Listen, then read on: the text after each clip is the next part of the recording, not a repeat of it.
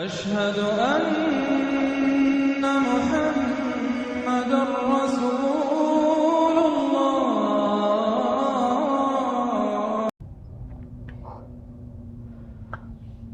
अस्सलामु अलैकुम वरहमतुल्लाहि वबरकातुहू। नाज़रीन इकराम, आज 2 अगस्त 2024 है। जुमा का दिन है। 7:30 बज रहे हैं। तो मेरे दोस्तों, हमेशा की तरह आज मैं फिर उसी मौजू पे बात करूंगा, लेकिन आज थोड़ा सा तब्दीली लाऊंगा। फिर से वही बात दोहराऊंगा जो कुछ दिनों पहले मैं बार बार कह चुका हूं। मेरी वीडियो नंबर तकरीबन इस वक्त मैं यूट्यूब पर 172 वीडियो डाल चुका हूं। 172 वीडियो के आसपास में वीडियो नंबर 100 से लेकर आप आगे देखोगे तो 100 नंबर वीडियो के बाद जो कुछ वीडियो है, उन वीडियोस में मैंने बार बार ये जिक्र किया है कि अब जो जंग लगने वाली है, अब जो बड़ी जंग लगने वाली है, बड़ी जंग होने वाली है, वो हिंदुस्तान, पाकिस्तान, बांग्लादेश, नेपाल, श्रीलंका का खित्ता, ये पूरा खित्ता जंग के लपेट में आने वाला है। इस खित्ते में जंग होने वाली है। अब इस खित्ते की बारी है, और मैं बार बार पहले भी कह चुका हूं कि हिंदुस्तान, पाकिस्तान, बांग्लादेश, श्रीलंका, नेपाल, इस इलाके के लोगों को चाहिए कि अपने अपने खाने पीने का सामान जमा कर लें। अपने हैसियत के मुताबिक 6 महीना, साल भर का राशन अपने घर में रख लें, अपने वसात के मुताबिक। समझ में आई? तो नाज़रीन इकराम, मैं बार बार बोल चुका हूं कि हिंदुस्तान, पाकिस्तान, बांग्लादेश, श्रीलंका, नेपाल, ये तमाम मुल्क जो हैं जंग के लपेट में आने वाले हैं। यानी ये पूरा खित्ता जो है जंग के लपेट में आने वाला है, और इस खित्ते में बड़ी जंग होने वाली है। इसीलिए इस खित्ते में उथल पुथल मचाया जाएगा, मच रहा है। आप देख रहे हो, मैं पहले भी बता चुका हूं कि ये पूरा खित्ता जंग के लपेट में आने वाला है। उसके लिए चालबाजी की जाएगी, प्रोपेगेंडा किया जाएगा, माहौल बनाया जाएगा। हिंदुस्तान में और पाकिस्तान के दरमियान जंग होगी, और इस दोनों मुल्कों के दरमियान ऐसा ऐसा प्रोपेगेंडा किया जाएगा जिससे कि जंग की तैयारी की जाए। और बहुत सारे हथकंडे इस्तेमाल किए जाएंगे, टेक्निकल माइंड इस्तेमाल किया जाएगा। टेक्निकल माइंड, डिजिटल माइंड यहाँ पर इस्तेमाल किया जाएगा। मेरे चैनल का भी नाम भी डिजिटल माइंड है।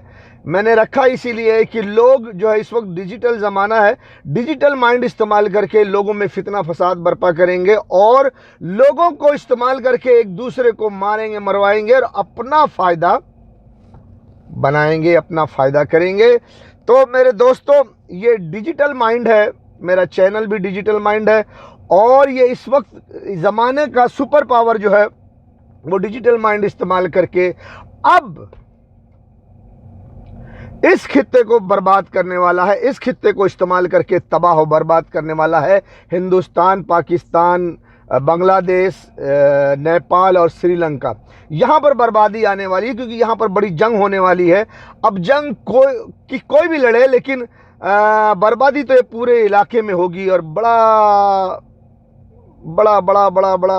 जो बम बड़े बड़े जो फूटेंगे, उससे बड़ी बड़ी जो तबाही आएगी, लोग बड़े बर्बाद होंगे। अब आप पूछेंगे, यार आप बेवकूफ़ हो ना? मैं तो लोगों को बेवकूफ़ ही समझता हूँ। आप कहेंगे जी नेपाल से किसका झगड़ा, श्रीलंका से किससे झगड़ा? बेवकूफ़ हो इसलिए ऐसे ही सवाल करोगे। जब हिंदुस्तान पाकिस्तान पे हमला करेगा तो पाकिस्तान भी हिंदुस्तान से हमला करेगा। चाइना पाकिस्तान का साथ देगा, तो आप सोच लो कौन कहाँ है और कौन कैसे कैसे होगा। और हमारे संत रविदास जी ने भी कहा है कि हिंदुस्तान में 3 तरफ से हमला होगा। तो फिर 3 तरफ तो 3 तरफ है ना। एक तरफ नेपाल है, एक तरफ श्रीलंका है ना। हिंदुस्तान का 3 तरफ लो तो एक तरफ पाकिस्तान है, एक तरफ नेपाल साइड चाइना है, पूरा नेपाल के साथ लेकर के, और समंदर के नीचे आ जाओ तो दोनों तरफ जो समंदर का नीचे का इलाका समंदर का है वहां पे श्रीलंका है। कहां से फौज आएंगी, कहां ठहरेंगी, क्या करेंगी कुछ कह नहीं सकते। बेवकूफ आदमी समझ नहीं सकते, बेवकूफों को समझाना भी बड़ा मुश्किल होता है। तो ये खित्ता जो है ना पूरी तरह से बर्बाद होने वाला है। हिंदुस्तान, पाकिस्तान, बांग्लादेश, श्रीलंका, नेपाल, ये पूरा खित्ता जंग के लपेट में आने वाला है। इसीलिए सुपर पावर ने इस पूरे खित्ते पर डिजिटल माइंड का बादल छाया हुआ है, बन के छाया हुआ है। यानी अपना डिजिटल माइंड जो है ना इस खित्ते में पूरा डाल दिया है और अपने दिमाग से काम कर रहा है। हम आपको अगर थोड़ा सा बता दें, अभी तो 5 ही मिनट हुआ है, कोई बात, हम आपको थोड़ा बता दें कि जब कोई इलाका तबाह बर्बाद करने की नियत की जाती है, कोई इलाका तबाह बर्बाद किया जाता है, तो अक्लमंद आदमी, डिजिटल माइंड जिसके पास होता है, वो पहले उस पूरे इलाके का मुआयना करता है, फिर कैसे प्लानिंग करता है, कैसे किस मुल्क को कैसे तबाह करना है, किस मुल्क को तबाह करना है तो फिर उसके सपोर्ट में कौन कौन आएगा, तो उसके सपोर्टर को पहले कैसे ख़त्म करना है, कहाँ दीवार उठानी है, कैसे उनको रोकना है, कैसे मारना है, वो सारा प्लान करता है। धीरे धीरे अपने प्लानिंग के मुताबिक वो पूरा खित्ता को तबाह बर्बाद कर देता है।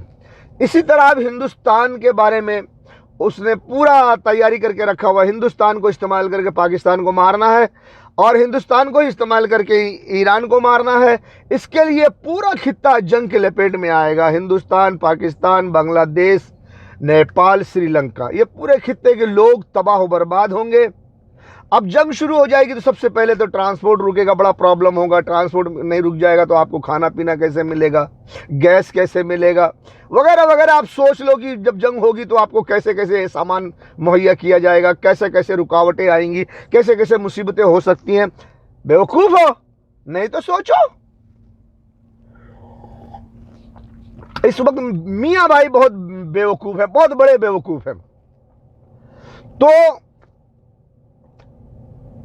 इस हिंदुस्तान को इस्तेमाल करके अब पाकिस्तान पे हमला करवाया जाएगा। अच्छा, इसी डिजिटल माइंड के हिसाब से बांग्लादेश में भी हुड़कम मचा दिया गया है। लोगों को इस्तेमाल करके बांग्लादेश में भी बवाल है, आप सभी जानते हो। लेकिन आप ये सोचेंगे जी शेख हसीना बड़ी बुरी है, उसके खिलाफ लोग उठ गए हैं, बहुत अच्छा काम कर रहे हैं, वाह मुसलमान, वाह मुसलमान, वाह। मैं कहूंगा बांग्लादेश के लोग बेवकूफ हैं, बेवकूफ हैं, बेवकूफ हैं। माना कि शेख हसीना ने अपनी ताकत के बल पर 5 साल से या 20 साल से या जितने साल से भी अपने मुल्क में हुकूमत कर रही है, इलेक्शन नहीं करवाती, ऐसे वैसे लोगों को जेल में डलवाकर अपनी हुकूमत को मजबूत करके रखी है। ठीक है गलत है, लेकिन ये अपनी जगह है। अभी तक इससे पहले ये बांग्लादेश के मुसलमान कहाँ थे? बांग्लादेश की जनता, बांग्लादेश की आवाम इससे पहले कहाँ थी? पर क्यों नहीं उठी? तो मेरे दोस्तों, बांग्लादेश वैसे भी ज्यादातर लोग गरीब हैं, अमीर अपने पैसे कमाने में लगे रहते हैं, किसी को किसी चीज से कोई फिक्र नहीं होती है। लेकिन चूंकि अब पहले कैसे उठते, कोई अमीर का कोई मकसद नहीं होता था, हर अमीर अपनी अपनी दौलत जमा करता था। कोई इंसान सीधा नहीं होता, कोई किसी को फिक्र नहीं करता, सब अपनी अपनी दौलत कमाने में लगे हुए, गरीब अपने मुसीबत में मुब्तला रहता है। लेकिन चूंकि चूंकि अब इस खित्ते को बर्बाद करना है, इस खित्ते को इस्तेमाल करके अपना काम करना है, इसलिए इस खित्ते में ऐसा बवाल होना चाहिए। बांग्लादेश थोड़ा सा अहमियत रखता है क्योंकि पाकिस्तान पे हमला करना है। बांग्लादेश एक मुसलमान कंट्री है। हिंदुस्तान को इस्तेमाल करके सुपर पावर पाकिस्तान को मारना चाहता है और ईरान को मारना चाहता है। अब सोचो मेरी बात, पाकिस्तान और ईरान को मारना चाहता है हिंदुस्तान को इस्तेमाल करके। कौन? Super power. सुपर पावर कौन है जान लो, मैं क्या नाम बताऊं, यूट्यूब पे मेरी वीडियो नहीं जाएगी फिर।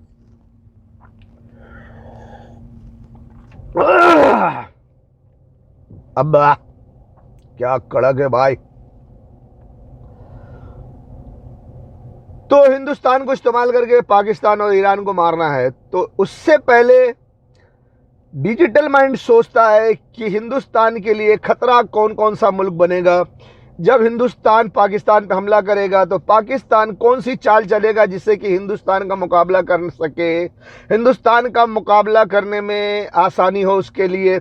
ये डिजिटल माइंड वाले, सुपर पावर वाले डिजिटल माइंड लगा के दोनों तरफ से सोचते हैं कि हिंदुस्तान जो हमला करे तो ताकतवर बन के हमला करे, और सामने वाला जो पार्टी है, जो पाकिस्तान है, ईरान है, जो वो हिंदुस्तान पे हमला करे तो कमज़ोर हो जाए, वो हिंदुस्तान को ना मार सके। क्यों? हिंदुस्तान को भी बचाना है, क्योंकि वो हिंदुस्तान को पाकिस्तान ईरान से बचा के अभी चाइना को ख़त्म करना है। अब चाइना को ख़त्म करना है, पाकिस्तान को मारने के बाद, ईरान को मारने के बाद हिंदुस्तान के ज़रिए अभी चाइना को भी ख़त्म करना है। तो हिंदुस्तान को तो बचाना है ना, इसके लिए हिंदुस्तान के लिए आसानी का रास्ता बनाया जाता है, बनाया जा रहा है, बनाया जाता है, ये प्लानिंग है। तो मेरे दोस्तों, बांग्लादेश एक मुस्लिम कंट्री है, इंडिया पाकिस्तान के दरमियान एक बांग्लादेश है जो मुस्लिम कंट्री है। क्योंकि ईरान भी मुस्लिम कंट्री है, लेकिन ईरान पर हिंदुस्तान हमला नहीं करेगा, वो 2 न्यूक्लियर मिसाइल मारेगा।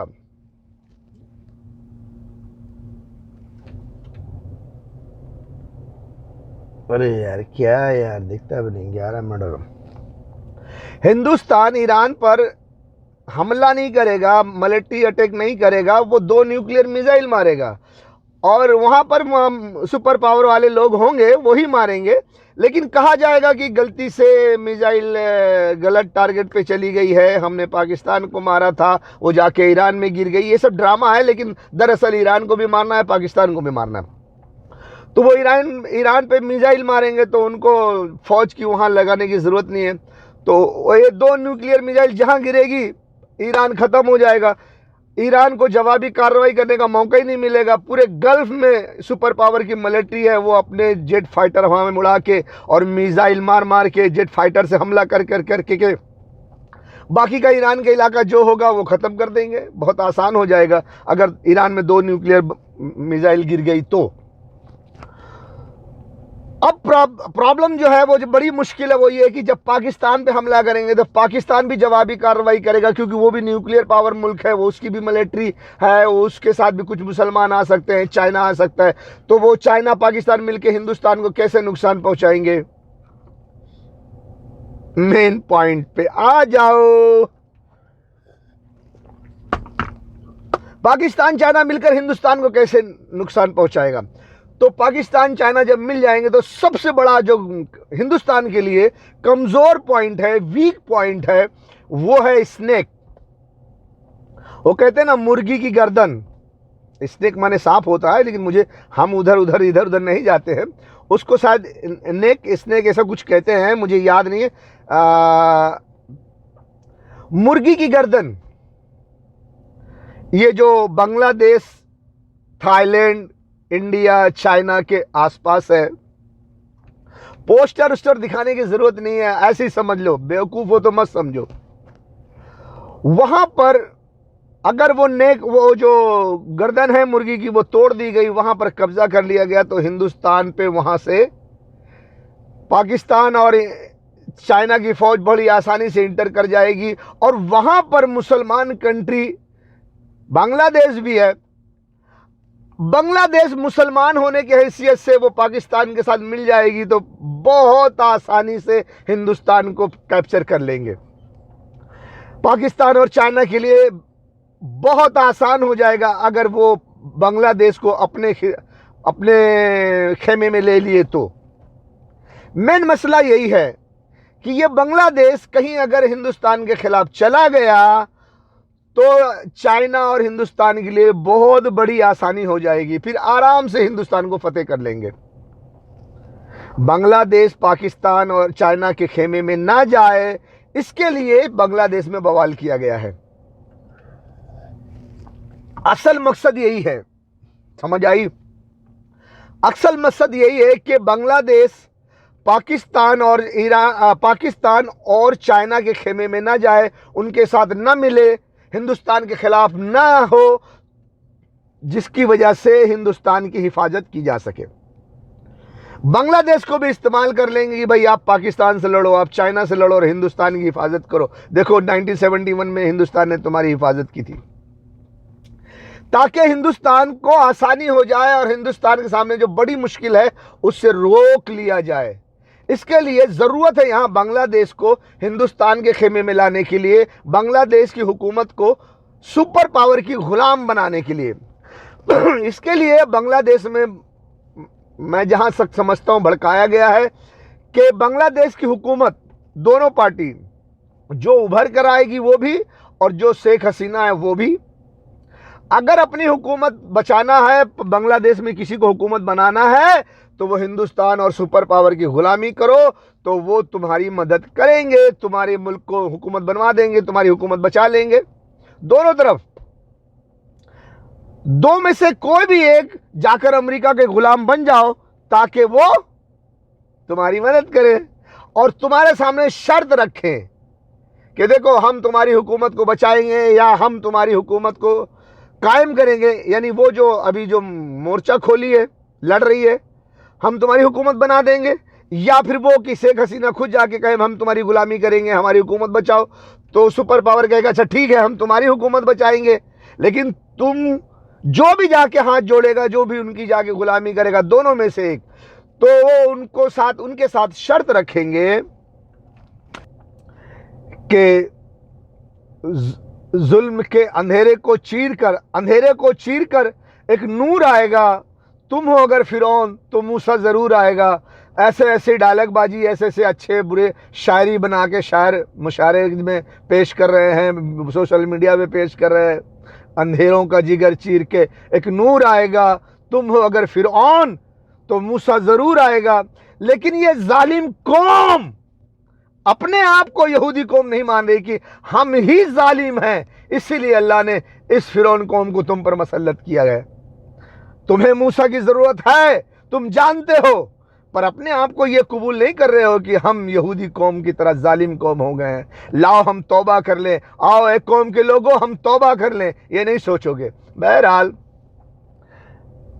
अंधेरों का जिगर चीर कर एक नूर आएगा, तुम हो अगर फिरौन तो मूसा ज़रूर आएगा। हाँ, मूसा ज़रूर आएगा क्योंकि तुम जालिम कौम हो। तो जब तुम मूसा को देख लो, वक्त के मूसा को देख लो, तो ऐ मुसलमान कौम के लोगों, तुम्हें 3 करोड़ रुपया उसके कदमों पे डालना होगा ताकि वो 2 कदम चलकर अपने ज्ञान को बांट सके और मुल्क में, देश में, दुनिया में चैन अमन कायम करने के लिए वो अहम कदम उठा सके।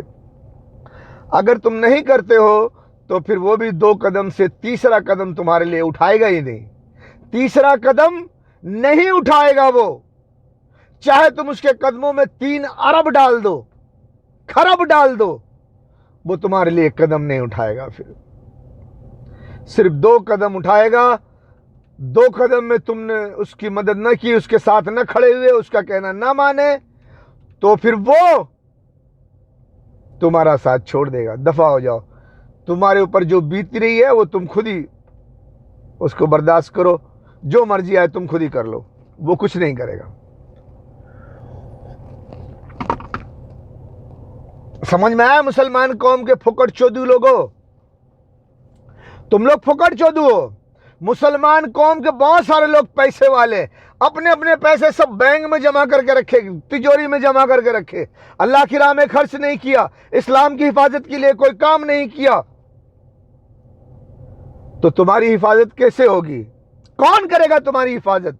वो कौन आया, शेर आया, उखाड़ लेगा वो शेर। आज तक कुछ नहीं उखाड़ सका, आगे भी उखाड़ लेगा। रह जाओगे ऐसे, उखड़ के रह जाओगे। ये फिरौन सरकार तुम्हें उखाड़ लेगी। तुम पर फिरौन मुसल्लत है ना, जो सरकार तुम पर मुसल्लत है तुम्हें उखाड़ के फेंक देगी। तुम्हारा बैंक बैलेंस सब छीन लेगी, तुम्हारी घर की बेटियों को ले जाके बाजार में कंटेनर में भर के बेच देगी और तुम्हारे घरों पे बुलडोजर चलाया जाएगा। अरे इतना पैसा कहाँ से आया बे? तो माफिया माफिया माफिया माफिया।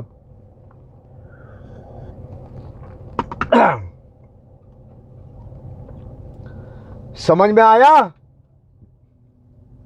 नबी अकरम सल्लल्लाहु अलैहि वसल्लम के ज़माने में भी अल्लाह के नबी सल्लल्लाहु अलैहि वसल्लम ने लोगों को आवाज़ देकर बुलाते थे और कहते थे अल्लाह की राह में खर्च करो ताकि ये काम है, ये काम है, ये काम किया जाए। तो लोगों से पैसा लेकर के नबी सल्लल्लाहु अलैहि वसल्लम ने खुद काम किया है। बहुत से झंडू बाम मौलवी हरामजादे कुत्ते की तरह भौंकेंगे। उन कुत्तों को पता नहीं है कि बहुत सारे अंबिया अलैहिस्सलाम भी, बहुत पहले भी, और हमारे नबी अकरम सल्लल्लाहु अलैहि वसल्लम भी लोगों से पैसा लेके सब कुछ किया, अवाम की इज्जत आबरू की हिफाजत की, सब कुछ किया, जो कुछ भी किया। ऐसे इस वक्त भी लोगों को चाहिए कि माल खर्च करने के लिए तैयार रहे। रिसेंटली 3 करोड़ की ज़रूरत है, अगर वो नहीं किए तो वो जो वक्त का मूसा आएगा वो चले जाएगा। फिर 2 कदम से तीसरा कदम नहीं रखेगा। तुम्हें जो करना है कर लो, फिर उसे कदम को दौलत से भर दो, उससे कोई फ़र्क नहीं पड़ता। हर चीज़ का समय होता है, हर काम का समय होता है। जब तुम्हारी बुज़दिली, तुम्हारी कायरता, तुम्हारी कंजूसी की वजह से वो समय बीत जाएगा तो फिर अपना झेलना जो कुछ झेलना होगा तुम्हें।